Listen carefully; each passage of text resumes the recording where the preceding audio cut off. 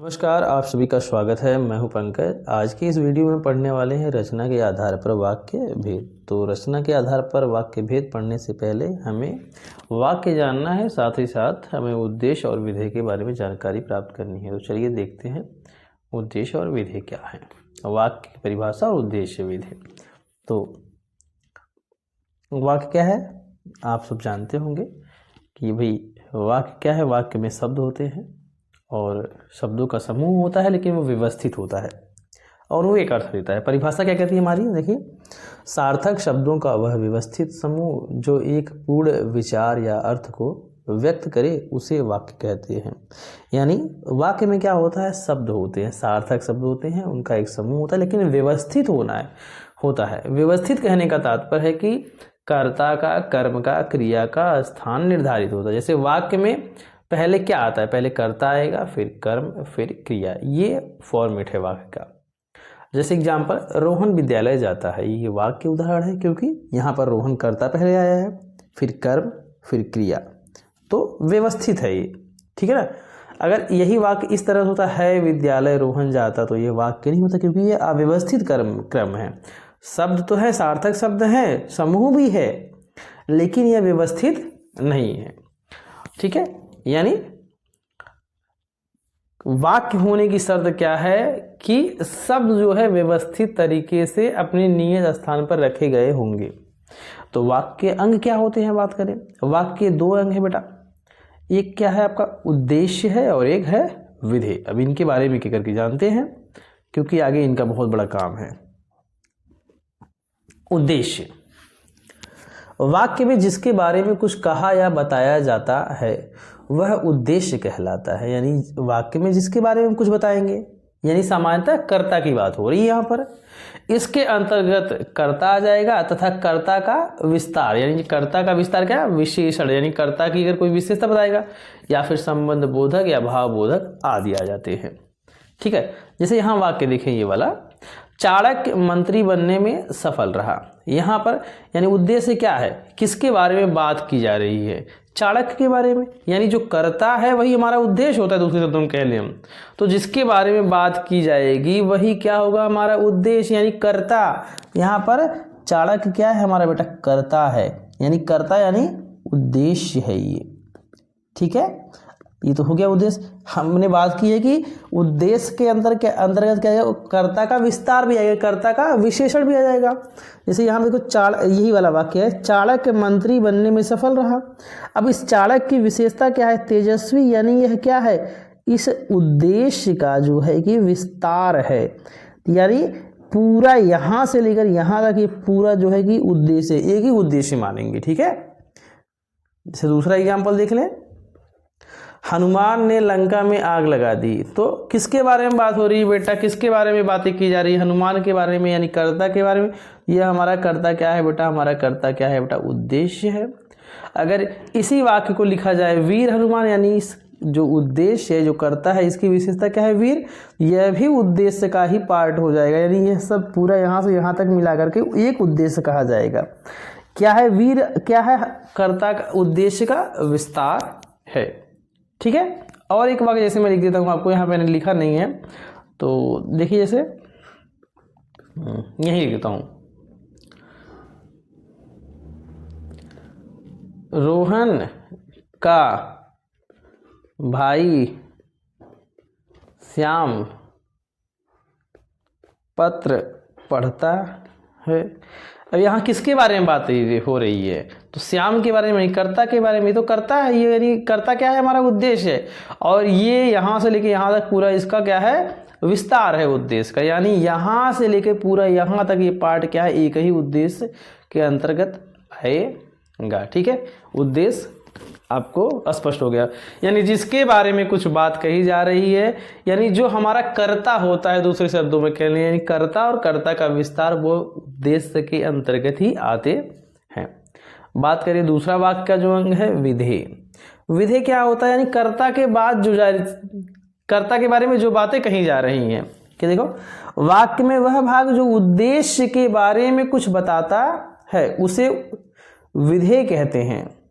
यहाँ पर करेक्शन कर लेंगे, यहाँ एक विधेय है, उसे क्या कहेंगे बच्चों? विधेय कहते हैं। इसके अंदर क्रिया क्या आएगा? अंदर क्रिया का विस्तार आ जाएगा और कर्म भी आ जाएगा विधेय के अंतर्गत, और कर्म का विस्तार भी आ जाएगा। जैसे वाक्य देखिए, वह पढ़ रहा है, तो उद्देश्य क्या है हमारा? वह, इसके बारे में क्या बातें की जा रही है? पढ़ रहा है। तो ये पढ़ रहा है बेटा क्या है? हमारा विधेय है। क्या है? अब विधेय का विस्तार भी देखने को मिलता है। बात हुई है विधेय में क्रिया, यानी क्रिया को हम विधेय कहते हैं, और विधेय के अंतर्गत क्रिया का विशेषण भी आ जाएगा, साथ ही कर्म भी आ जाएगा और कर्म का भी विशेषण आ जाएगा। जैसे अब यहाँ देखो, ये उद्देश्य है, इसके बारे में बताई जा रही, बातें बताई जा रही, किताब पढ़ रहा है। मुख्य विधेय तो ये हमारा है, लेकिन इसका विस्तार जो कर्म है ये भी इसी के अंतर्गत आ गया, यानी यहाँ से लेकर के यहाँ तक पूरा क्या है? ये रेड वाला जो है आपका ये विधेय है। अगला देखें जैसे एग्जाम्पल, अब देखो, रोहन फल खा रहा है। रोहन ये हमारा उद्देश्य है, जबकि ये खा रहा है क्या है? विधेय है, और इसका विस्तार क्या है बेटा? फल भी। यहाँ से यहाँ तक लेकर विस्तार है, यानी यहाँ से लेकर यहाँ तक केवल हमारा क्या है? एक विधेय है। यानी जितनी मुख्य क्रियाएं उतना विधेय होगा। तो यहाँ मुख्य क्रिया क्या है? खा रहा, बाकी सब विस्तार है, यानी विधेय क्या है? एक ही विधेय खा रहा। अब देखो जैसे रोहन स्वादिष्ट फल खा रहा है, ये कर्म का विशेष है। देखो रोहन क्या है? उद्देश्य तो है ही है, और विधेय क्या है?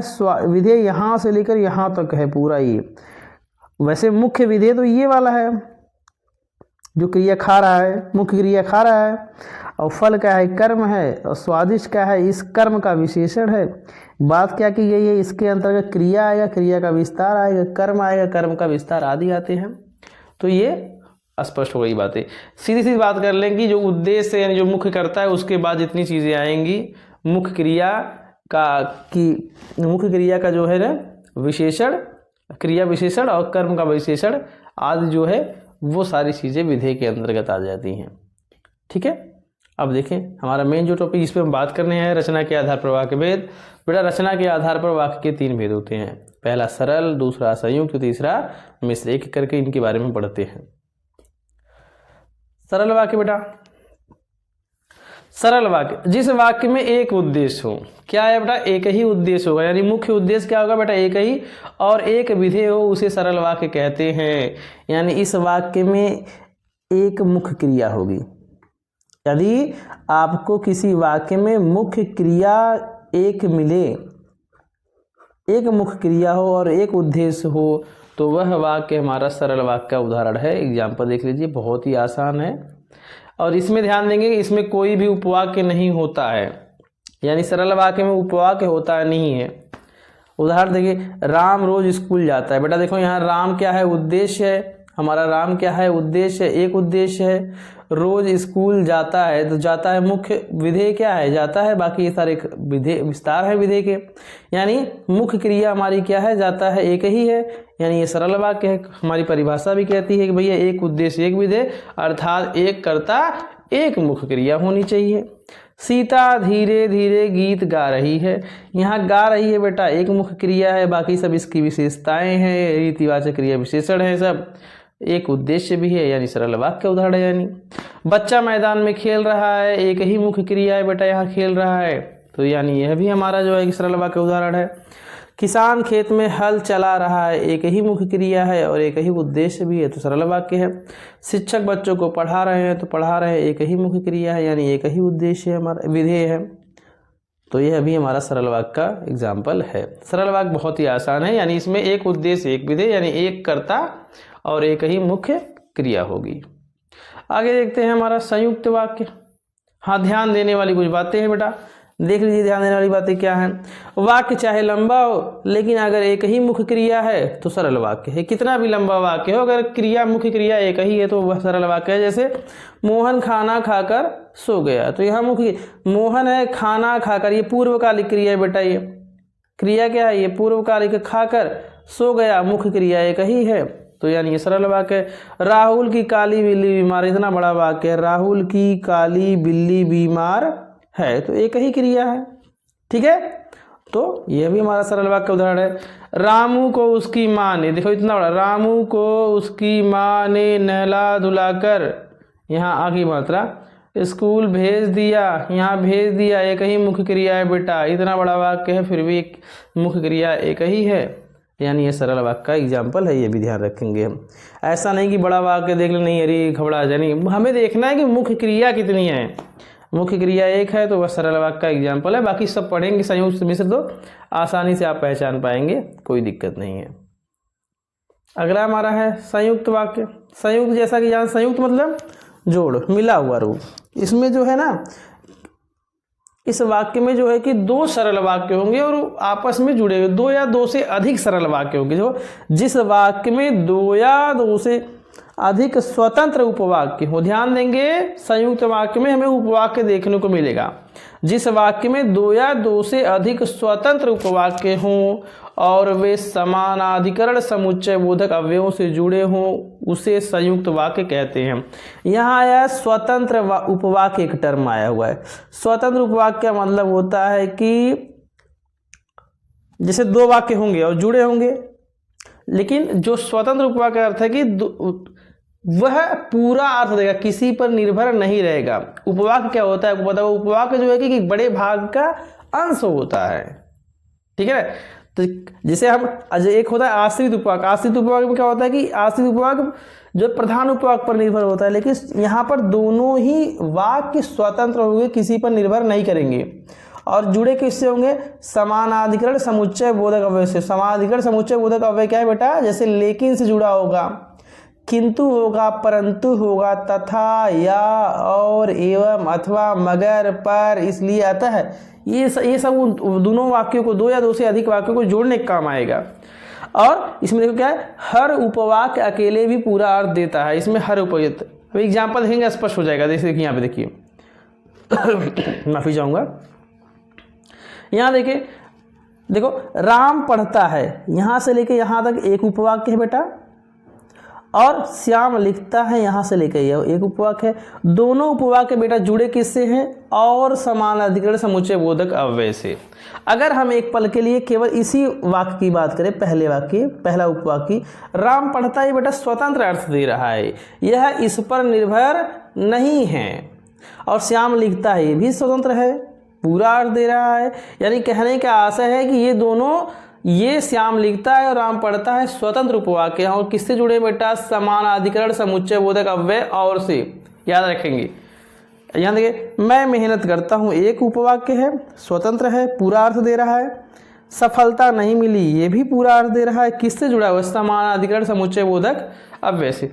वह आएगा या फोन करेगा, एक उपवाक्य है, वह आएगा, फोन करेगा, दोनों अर्थ दे रहे हैं, स्वतंत्र है, किसी पर निर्भर नहीं है, और समानाधिकरण समुच्चय बोधक या आया हुआ है। शिक्षक आए, देखो एक उपवाक्य शिक्षक आए, कक्षा शुरू हुई, स्वतंत्र उपवाक्य दोनों है। शिक्षक आए, कक्षा शुरू हुई, दोनों अर्थ दे रहे हैं और ये जुड़े हुए हैं, तथा समानाधिकरण समुच्चय बोधक है। बच्चा रोया, एक उपवाक्य, लेकिन माँ नहीं आई। यानी यहाँ पर देखेंगे हम उपवाक्य जो है पूरे अर्थ देते हैं, निर्भर नहीं होते। रोहन जाएगा, एक वाक्य देखो, रोहन जाएगा, यहाँ पर आया समुच्चय बोधक शब्द, मैं नहीं जाऊंगा, दोनों स्वतंत्र हैं, पर से जुड़े हुए हैं। तो यह आप देखेंगे, एक चीज ध्यान रखेंगे कि सामान्यतः होता है कि जो हमारे संयुक्त वाक्य होते हैं उनमें जो योजक शब्द आता है वो बीच में ही आता है। आप योजक शब्दों को याद कर लें, अगर आपको मिल जाता है लेकिन, किंतु, परंतु, तथा, या, और, एवं, अथवा, मगर, पर, इसलिए आता है, वरन, तो वाक्य आया आपका संयुक्त वाक्य उदाहरण है। अगला चलिए, मिश्र वाक्य। इसमें ही कोई समस्या नहीं, लेकिन फिर भी लोगों को समझने में दिक्कत हो जाती है, थोड़ा सा प्रैक्टिस करेंगे हो जाएगा। देखिए अब बेटा मिश्र वाक्य में आया है, जिस वाक्य में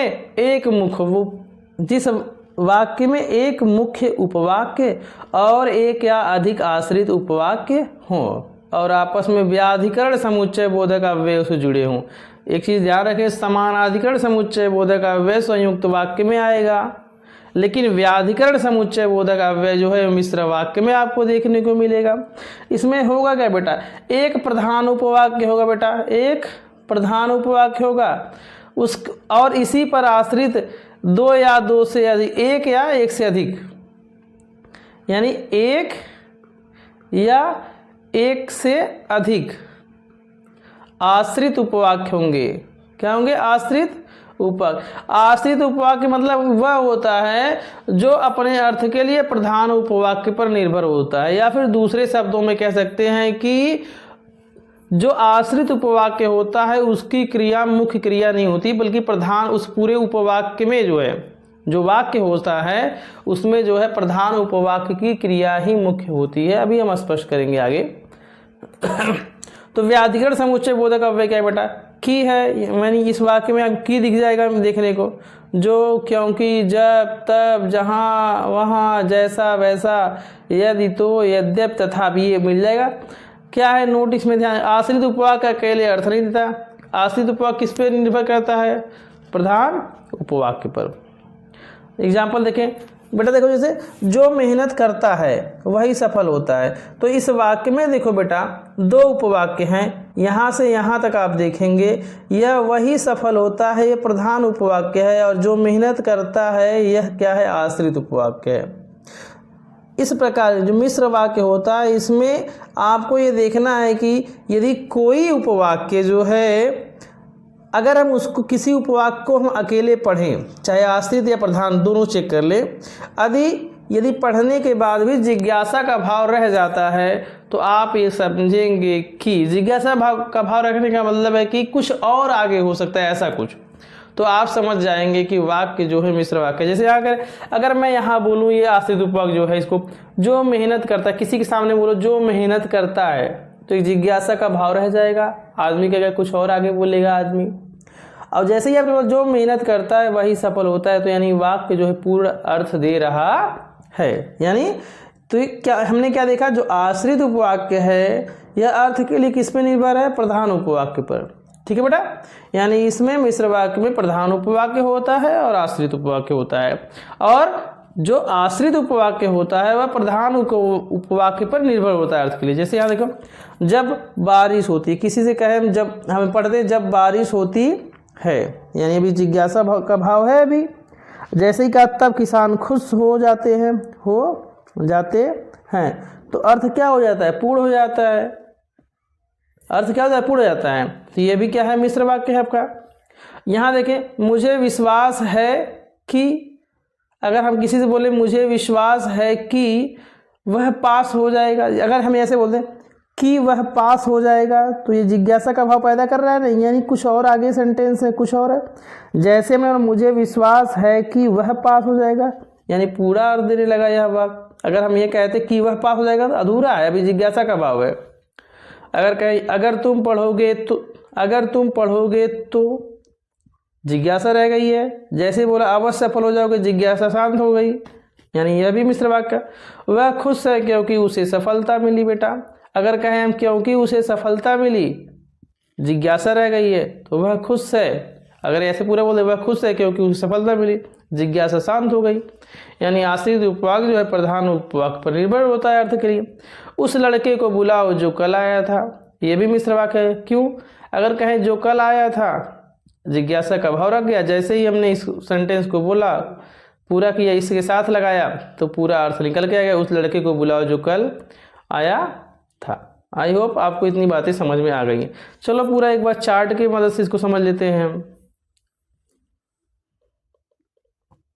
एक बार सरसरी निगाह से हम देख लेते हैं क्या क्या है सरल संयुक्त में। तो बेटा सरल वाक्य में बेटा देखो क्या है, सरल वाक्य में उपवाक्य नहीं होता है, और इसमें क्या हो, केवल एक ही मुख्य क्रिया होती है, और इसमें कोई योजक शब्द आता नहीं है। जैसे एग्जाम्पल है राम किताब पढ़ता है।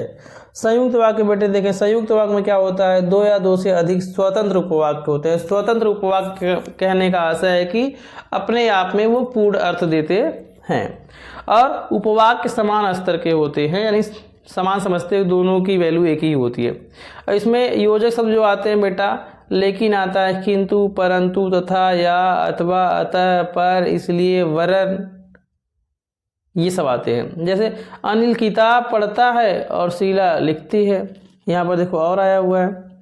मिश्र वाक्य बेटा एक मुख्य उपवाक्य का, मुख्य उपवाक्य का अर्थ है प्रधान उपवाक्य। ठीक है, मुख्य वाक्य मतलब प्रधान उपवाक्य, वह एक या अधिक आश्रित उपवाक्य होते हैं। आश्रित उपवाक्य मुख्य मुख्य उपवाक्य पर निर्भर होता है अर्थ के लिए। इसमें कौन से जो शब्द आते हैं बेटा? कि आएगा, क्योंकि आएगा, जब तब आएगा, जहाँ वहाँ, जैसा वैसा, यदि तो, यद्यपि, तथापि आदि आते हैं। जैसे जब वर्षा होगी तो फसल अच्छी होगी बेटा, तो ये है। तो ये आपका एक मैंने टेबल बना दिया है, इस टेबल को आप इस टेबल की स्क्रीनशॉट ले लें। आगे की वीडियो हम पढ़ेंगे उपवाक्य के बारे में। जब उपवाक्य आप पढ़ लेंगे ना तो बिल्कुल मिश्र वाक्य आसानी से समझ में आ जाएगा। पेपर में जो है कक्षा 10वीं के पेपर CBSE बोर्ड बेटा इससे सवाल पूछे जाएंगे। वाक्य पहचानना होगा, साथ ही साथ वाक्य को बदलना भी होगा, और साथ ही साथ ये भी पूछ लेगा कि आश्रित उपवाक्य भेद, जैसे संज्ञा आश्रित उपवाक्य है, विशेषण आश्रित उपवाक्य है, क्रिया विशेषण आश्रित उपवाक्य है। तो इसको हम अगली वीडियो में करते हैं। चैनल्स को सब्सक्राइब कर लें, वीडियो अच्छी लगे तो लाइक करें और दोस्तों को शेयर करें। धन्यवाद। मिलते फिर दूसरी वीडियो में उपवाक्य के साथ।